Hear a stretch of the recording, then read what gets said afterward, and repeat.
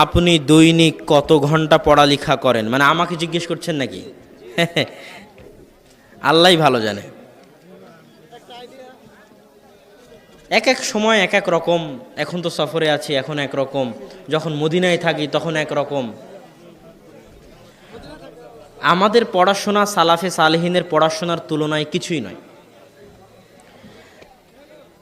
ইমাম নববী রাহিমাহুল্লাহ বলতেছে যে আমি টানা 3 বছর আমার এই পিঠকে বিছানায় রাখিনি। টানা 3 বছর, মানে পড়তে পড়তেই ঘুমাতেন, বসে বসেই ঘুমাতেন, আবার পড়তে বসতেন, আবার পড়তে বসতেন, আবার ঘুমাতেন, বিছানায় শুইতেন না। ইমাম নববী এমন একজন ব্যতিক্রম মানুষ ছিলেন যিনি অল্প খেতেন। কেন অল্প খেতেন? কেন বেশি খেলে বারবার পেশাব পায়খানায় যাওয়া লাগবে, আর পেশাব পায়খানায় গেলে সময় নষ্ট হবে। তো আমাদের উদাহরণ নেওয়ার প্রয়োজন নাই, আমরা তো সালাফে সালেহিনের তুলনায় কিছুই নই। তো সালাফে সালেহিনের জীবনী পড়ুন, তাদের জীবনী, তাদের পড়ালেখা আপনার জন্য যথেষ্ট। ফজরের সালাতের পরে ঘুমালে রিজিক কমে, এই মর্মে দলিল সহ ব্যাখ্যা জানতে চায়। রাসূল সাল্লাল্লাহু আলাইহি ওয়াসাল্লাম বলেছেন, ইন্নাল্লাহা জাআলা লিহাদিহিল উম্মাতা আল বারাকাতা ফি বুকুরিহা। আল্লাহ আমার উম্মতের জন্য বরকত রেখেছেন সকালে। এটা আল্লাহ রাসূলের হাদিস যে উম্মতে মুসলিমার জন্য বরকত কখন? কখন বরকত? সকালে বরকত। আর ইবনুল কাইয়িম রাহিমাহুল্লাহ বলতেছে, যিনি ইমাম ইবনে তাইমিয়ার ছাত্র। ইবনুল কাইয়িম কার ছাত্র? ইমাম ইবনে তাইমিয়ার ছাত্র।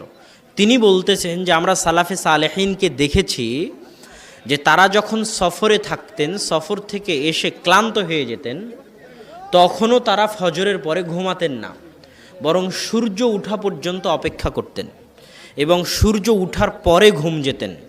কেননা ফজরের পর থেকে সূর্য ওঠা পর্যন্ত কি অবতীর্ণ হয়? কি অবতীর্ণ হয়? বরকত অবতীর্ণ হয়।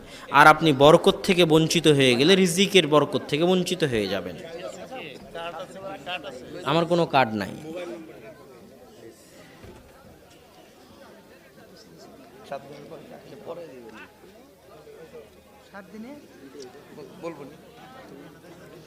পূর্বপুরুষের কিছু জমি রেখে গেছে, সেই জমি থেকে যত আয় হবে 2 বছর, 3 বছর বা 5 বছর পর পর মানুষকে দাওয়াত করে খাওয়ানোর উদ্দেশ্যে রেখে গেছে। তাদের দাওয়াত খাওয়া যাবে কি?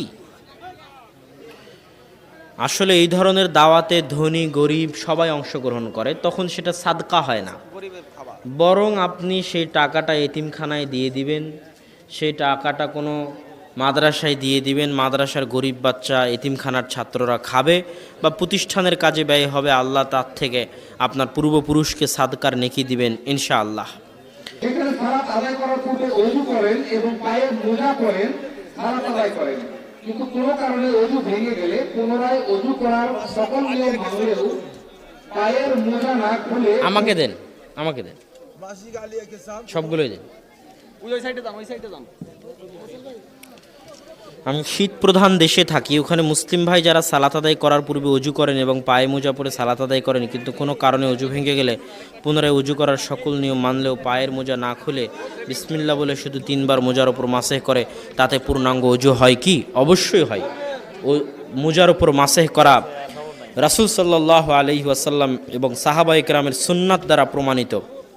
মুকিম অবস্থায় বাড়িতে থাকলে 1 দিন 1 রাত তথা 24 ঘন্টা পায়ের মোজার ওপর মাসেহ করা যাবে, আর মুসাফির অবস্থায় থাকলে 3 দিন 3 রাত পায়ের মোজার ওপর মাসেহ করা যাবে।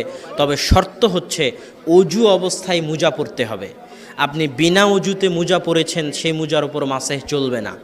অজু অবস্থায় মাসেহ করতে হবে, অজু অবস্থায় মোজা পরতে হবে, তাহলে সেই মোজার উপর যখন অজু করে মোজা পরেছেন পুনরায় সেই সময় আসা পর্যন্ত সেই মোজার উপর মাসেহ চলতে থাকবে ইনশাআল্লাহ, কোনো সমস্যা নেই।